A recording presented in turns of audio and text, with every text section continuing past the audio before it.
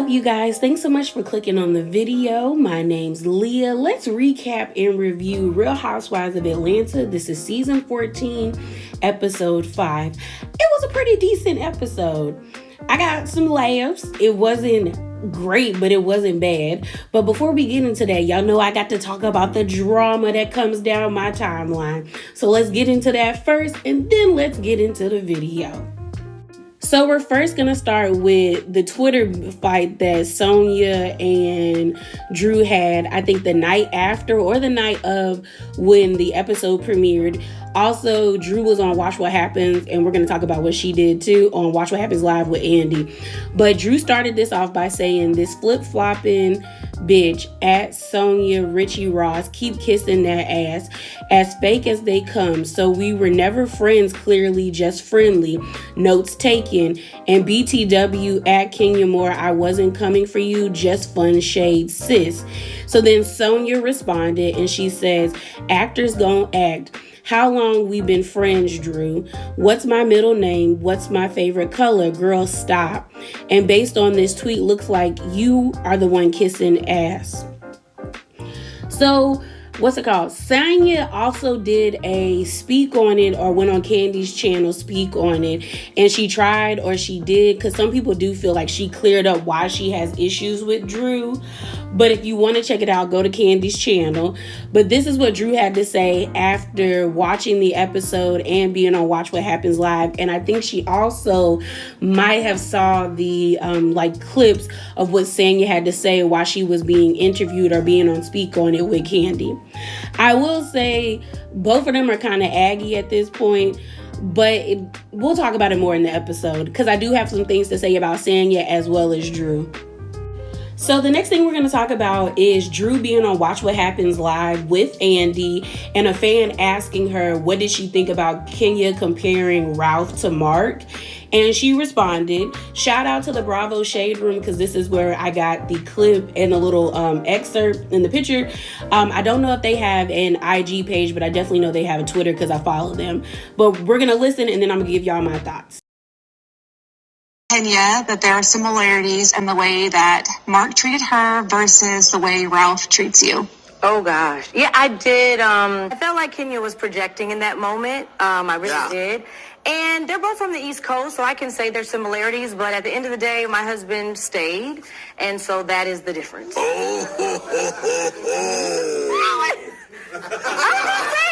was just stating facts. That wasn't shade. Yeah, exactly. But maybe she left. I mean, it's not like he left her. I mean, it seems it takes like two to have to work it out, you know? Okay. So. Okay. So you're saying that don't move me in it. and you're saying that the gaslighting is coincidental because they're both from the East Coast? I mean, I think people from the East Coast, tell me if I'm wrong. Gaslighters? But there's a very blunt way of communicating, right? But I don't think gaslighting is a blunt way of communicating. Well, I didn't know it was gaslighting until I read the definition. Yeah, I know. I was like, wait a minute. Yeah. So like a lot of people said online, like Drew's comment about like my husband stayed, it wasn't a flex. And the fact that Andy was defending Kenya, or even if you don't want to see it as defensive Kenya, because we know Andy don't really like Kenya, he at least was looking at Drew like that didn't make sense. She left a bad situation so she could live her life, take care of her daughter, and be healthy and sound. So it's like Drew is committed to being a goofy. Like she just is. She's just annoying. But let's get into this review, y'all. Okay, y'all, so it is the first night, and we're still at the restaurant where Ralph and Kenya got into it, and Kenya decided to gather homeboy. She gathered his peanut head. But the conversation transitions to Sheree and Drew's whole beef or kerfuffle that they had at the birthday about Sheree's friend saying that Drew's husband was gay, or that Ralph told her that Drew's husband was gay. So Ralph is like, but Sheree doesn't have proof. So Sheree's like, sis, I do have proof, so let me show you right here. So Sheree pulls out her phone, and it's actually to show a text message thread that she had with Anthony. And Anthony sends a screenshot of a story that has Dennis and Ralph in it. And Sheree responds, and she's like, Hoppo, who are these people? Like, who are these people? And he responds, Dennis and Drew's baby daddy. husband, I got more scope on him too. Basically saying like, yo, I got tea on him, and if you want to know about it, let me know, because I'll let you know. So Drew is sitting there kind of stuck, like she was confused. And that's what Drew does. When she gets into arguments, either she acts like she doesn't know what's going on, or she acts like a deer caught in headlights, or she tries to overtalk you. But it just proves that I will give her a slick pass that maybe she genuinely didn't think that Sheree had any tea on Anthony and that Sheree pulled it out her butt. But it's not looking like Sheree pulled it out her butt. It's looking like Anthony do be out here talking about everybody. And at the table, Sheree's like, girl, I got more information too. Like, he talk about everybody. So the only person I kind of felt bad for in this instance was Ralph. And it wasn't that much of me feeling bad for him. But it was the fact that Ralph was sitting over there looking perplexed, trying to understand how was he brought up into this situation. And I started to realize that Drew really didn't tell Ralph. I thought maybe they were playing it up for the cameras, but like Ralph really didn't know that the person that he employs has been talking trash about him and spreading rumors that he might possibly be gay. And I'm looking at Drew like, why wouldn't you tell him that? Like, why wouldn't you inform him before they were out and about and hanging out as a group that Sheree and everybody else at the table knew information about him, and that the person that you employed was the one that was perpetrating this rumor about him possibly being gay? And there's nothing wrong with being gay, but it's also the context of like, if someone was speaking negatively about me, I would expect my significant other, if they knew, to divulge that information to me. So everyone's at the table looking at Drew like, well, you got proof now, because she was harping on the fact that Sheree didn't have proof. And they're like, so you gonna let Anthony go, or like, what we gonna do? And Drew is still acting like she don't understand. And so Sanya's jumping in. So is Marlo, Kenya, and Candy, and everyone's like, sis, it's like in your face. Like, you have proof that your assistant, this person that you claim to be cool with, has been spreading gossip and possibly more lies or even factual things about you that's supposed to be kept in-house to other people. And so Kenya's like, can you take ownership of the fact that you were out here getting mad at Sheree, and you need the person you need to be mad with is Anthony? And Marlo chimes in, and so does Sanya. And then Drew, in a roundabout way, takes ownership, and it was like a half-ass apology.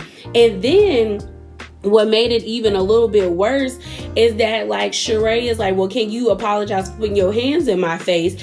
And Drew tried to double down and be like, well, I talk with my hands, so what? Like, you can talk with your hands, but you decided to enter that lady's personal space by putting your hand in her face and like, it's gonna be fun, it's gonna be fun, it's gonna be fun, it's gonna be fun. And it's like, sis, you're the issue. And so this whole situation is happening. Sanya is in her confessional kind of feeling like, okay, Drew, you're not taking accountability, and it's making you look like really shady and sus. So they agreed to like move forward, her and Drew and Sheree. They high five, and everyone's at the table like, that was fake, but we gonna keep it pushing.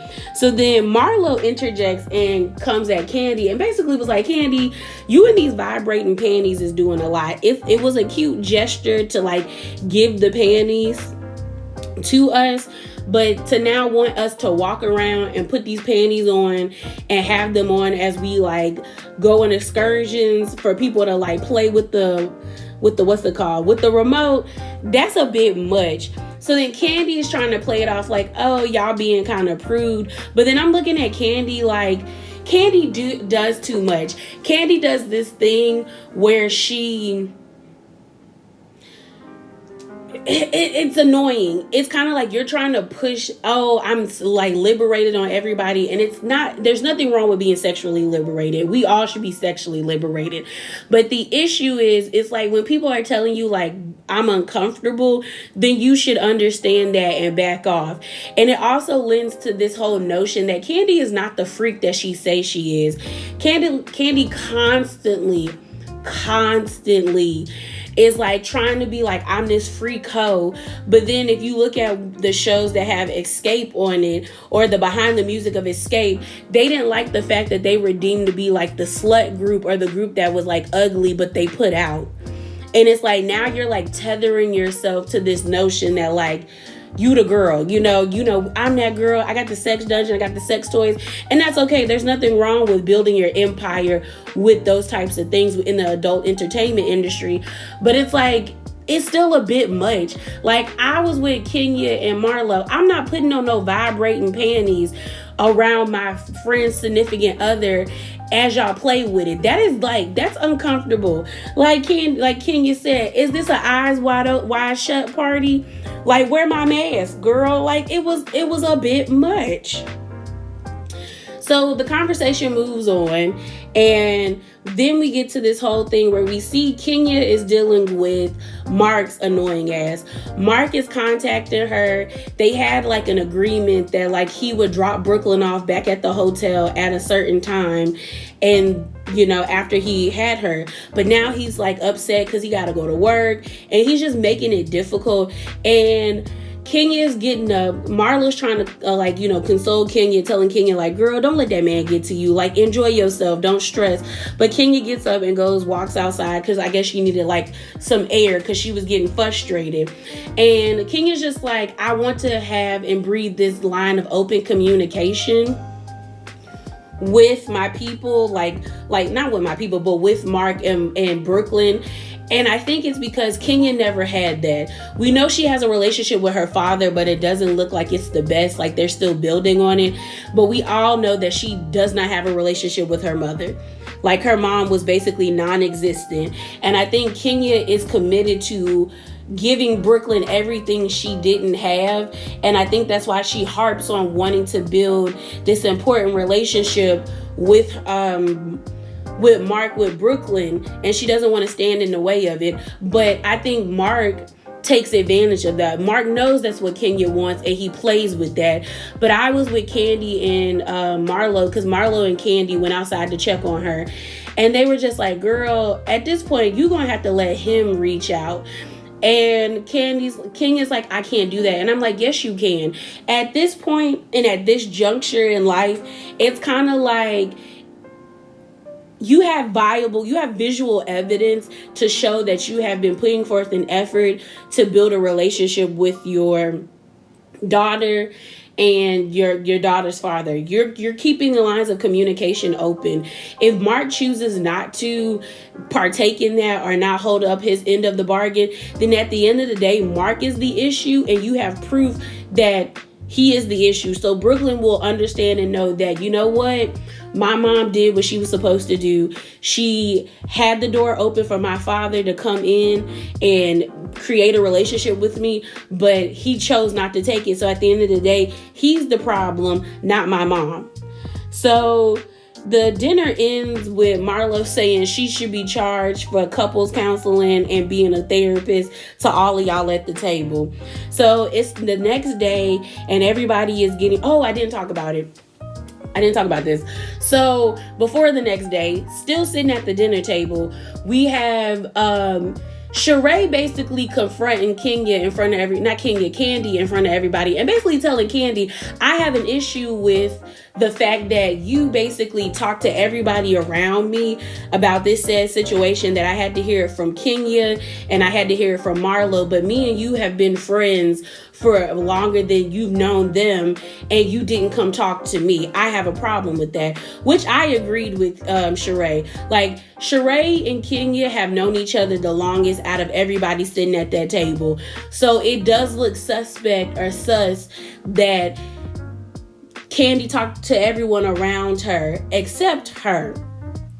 So Candy, knowing that she was wrong, basically apologized. And that's when everybody was like, Drew, this is accountability. Candy knew she was wrong. She apologized, and they moved forward.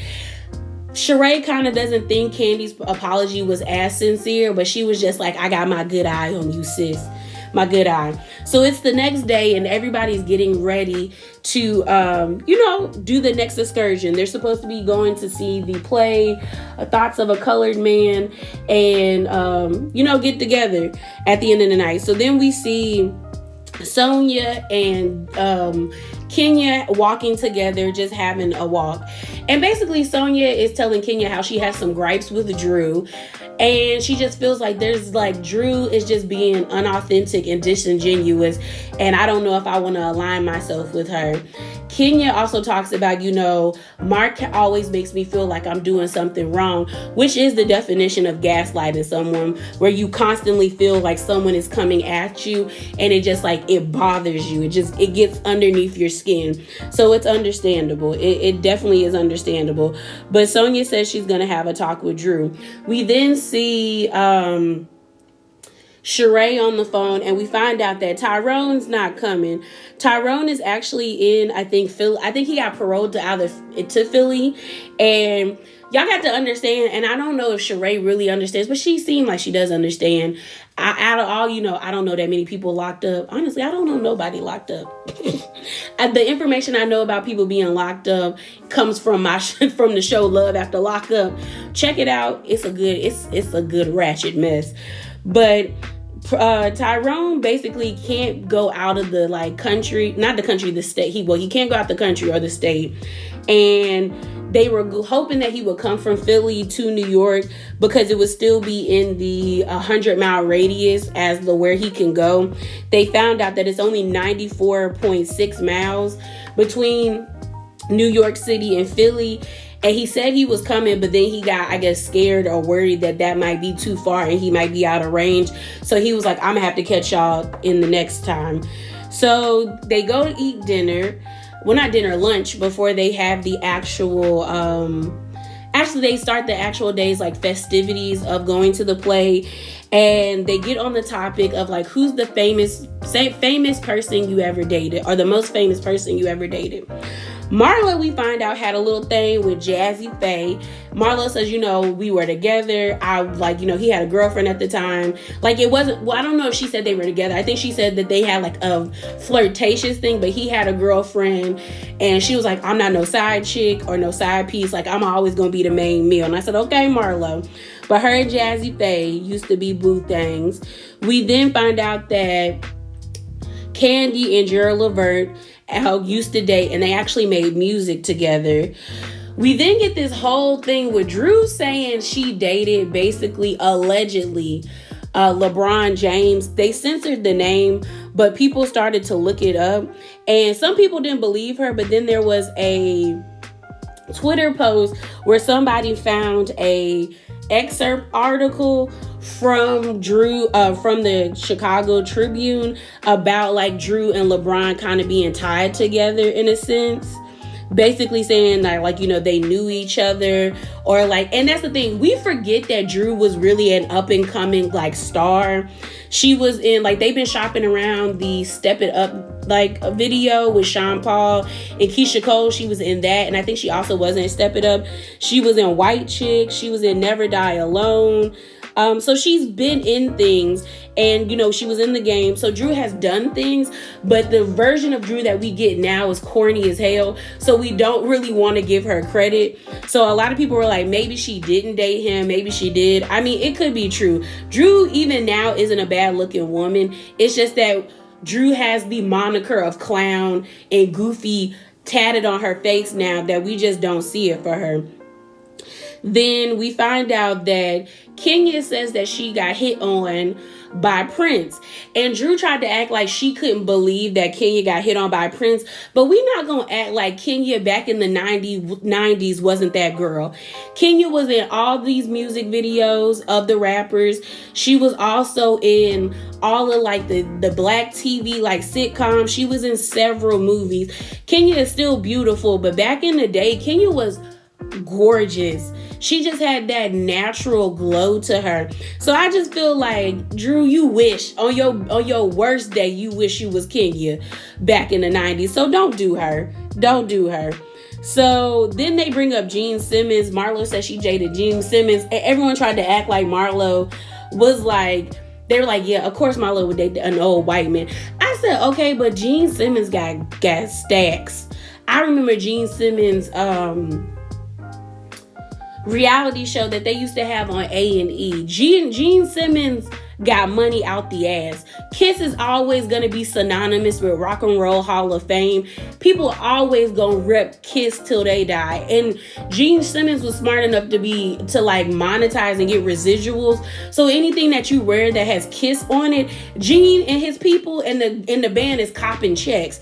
So I'm just like, girl, don't do Gene like that. Don't do Gene like that. So then we see the ladies getting ready to actually go to Thoughts of a Colored Man. They're doing this poll of everybody wearing their vibrating panties. Like I said, I think it's weird. I would not want to put on them panties around my friend's man.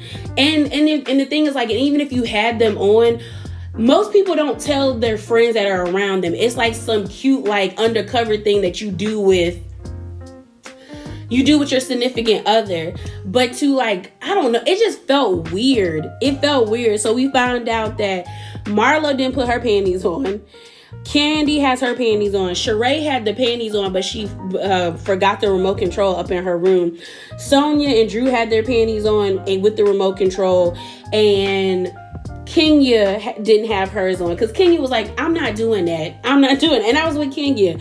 And then what we end up finding out that, like, supposedly the remote control can control other people's panties because they're in close proximities. That is weird to me. I don't want my friends, like boyfriend or husband or girlfriend, playing with the vibrating like button, and then I start vibrating. And them know, that's just weird. It's weird. I'm gonna get off of this because it's weird. It's just weird. They end up like having to walk towards the play. Marlo decides to buy a bike and like bike to one of the city bikes and decides to bike to the actual play, and she get there in time.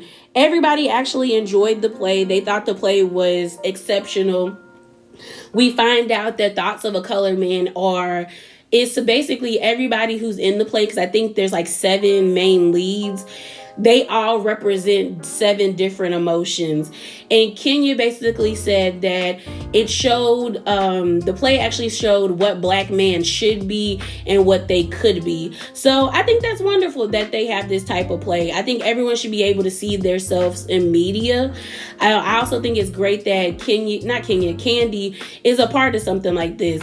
We find out before they get there that, like, this play is actually bringing people in from other states that want to see it. And I was like, that's wonderful that people are willing to travel to be a part of something like this or to experience something like this. So we find out at the end of the night, they're going to do like a pajama jam party. And the men aren't going to be there. We get there, and the first people to show up is Kenya, Sheree, and Marlo. The drinks look good, the food look good. Marlo looked cute in her little crop top, but everyone looked good. I will say, I'm so mad that Kenya had on that wig. That wig was ugly. We know Kenya got hair for days, but whoever did that wig, they did her a disservice because the wig was like lifting, it was sliding to the back, and it just looked like she plopped it on her head without making baby hairs or even making sure that it was secure. It just looked a mess. But like I said, Sheree, Kenya, and Marlo are the first to come. I actually like Sheree, Kenya, and Marlo together. I really enjoy them together. But Sheree, Kenya, and Marlo are there, and they start bringing up Drew. And they bring up Drop It with Drew. And everyone basically says that Drew is just like unauthentic. She's not 100%. They actually try to look up the weight loss program. They tried to apply to see how much to pay for the program or subscription to the program. And it said that something went wrong, like the page wasn't there. They were all cracking jokes. And then all of a sudden, the rest of the ladies and their husbands come. Todd, Ross, and Ralph end up leaving. But before they end up leaving, Kenya apologizes to Ralph and said that she possibly was projecting. And she overstepped when she talked to him in that way. I wish she wouldn't apologize because I feel like her assessment was correct. But if she felt compelled to apologize, do what you got to do. So then we get this moment between Drew and Sanya. And honestly, it was out of left field. Drew looked confused and I was confused. And really what it is that Sanya thinks Drew is lame. Sanya doesn't like the way Drew has been moving, and Sanya doesn't want to align herself with Drew. And because Drew introduced Sanya, I think Sanya is worried that the other ladies are going to start thinking or feeling like she aligns with Drew, and Sanya just doesn't want that. She's just like, that's not what I want. But in this moment, it did make Sanya look fake, because it's like, the girl has been a good friend to you, but you're basing... Yeah, Drew hasn't really done anything to show Sanya that she's going to be a bad friend to her. But I do get Sanya feeling like, okay, girl, you messing with messy people. You don't know how to take accountability. It just seems like you're not upfront or genuine. I don't know if I want to be around that. And it just came out of left field. And I'm with Drew. Like, Drew said that they could have had a private conversation. And Sanya said she tried to have a private conversation with her. But Drew always got like 7 or 8 people around her. And she just didn't feel comfortable having a conversation with those people around. But then it's like, if you didn't feel comfortable having that conversation around 7 or 8 people, why do you feel comfortable having this conversation with the ladies here? So it does seem like you're looking for a moment. Like, so I get where Drew is coming from, where it's like, sis, we've been good. Why all of a sudden is there an issue? So then I don't know how they got to this moment, but they interjected, and the conversation like switched to, no, I think Marlo interjected, and Marlo basically was like, girl, we just want you to be genuine. We heard about your program, Drop It with Drew. Kenya, was being messy, looking it up. And Kenya was like, girl, I didn't do nothing. And then Marlo starts laughing. And basically they're like, girl, we trying to look up your program. What is your program? Like, can you explain it to me? So then Drew goes up on this diatribe about the program. And what we find out is that, like, there's no consistency with the program, with said program. There's no, like... It just seems like it's all over the place. Drew is in her confessional having to call her business partner, Jackie. And she just finds out that, like, oh, there's another, like, we're starting to add. It just seems like Drew is not really credible. I said credible.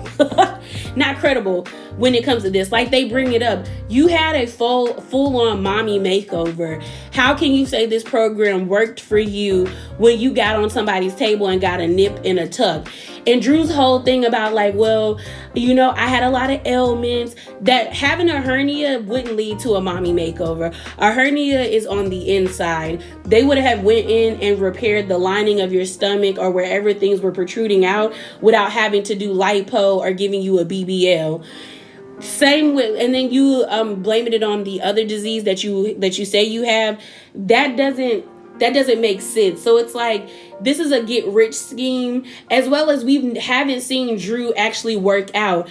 In the beginning of the episode, we see, not beginning, or the middle of the episode, we see Ralph waking up, working out. Where was Drew? Why were you not down in the gym working out with him? Why haven't we seen you running? Or why haven't we seen you do, explain to the ladies, like, oh, if you were trying to count calories, this is what you can do. We haven't seen her do any of that. We've just seen Drew feed her face. So it's like, the ladies are right to think that this is just a get rich scheme. But then they move on because Tyrone calls and FaceTimes Sheree, and they're asking him why he not down here. But she tells him, like, ooh, I'm coming to Philly before I come back to Atlanta, so we can, talk before I leave. So she's in Philly. She's getting ready. And basically, Tyrone don't show up. Tyrone, it takes Tyrone like several hours. We get this scene. It was basically sad. It was sad. It was like a real sad scene. Like, Sheree was hurt because I really think she thought Tyrone was going to show up and he didn't. And I don't know if she was playing it up for the cameras, because I remember around this time, Tyrone felt like Sheree was trying to use him for a storyline, and that she was putting him in jeopardy of losing or getting locked back up if he violated parole. But it seems like she followed all the right steps, and he just was a no-show. And that was it. He left her out there. It was cold. She ends up calling Kenya, crying. And Kenya gave her the best advice. You said you was going to give him a chance to prove himself. And he's proven that he's not going to be worthy of your time or your love. And so it was just messed up. It was messed up. Sheree was tweeting about how she just felt like she thought they had something real and they really didn't. And her feelings was just hurt. And y'all know the internet is shady, but why did somebody create a freaking Mary J. Blige type cover talking about waiting for no more? And it was like Sheree featuring Mary J. Blige because everybody thought Sheree looked like Mary J. waiting at the table for Tyrone. It was just messed up. I felt bad for her. I really didn't expect her to cry. And then when she started to cry, I was like, dang, like she's really hurt. But that's where the episode ended, y'all. So that's it. That's all. Remember to be bravely authentic and drop down in the comments below. Bye.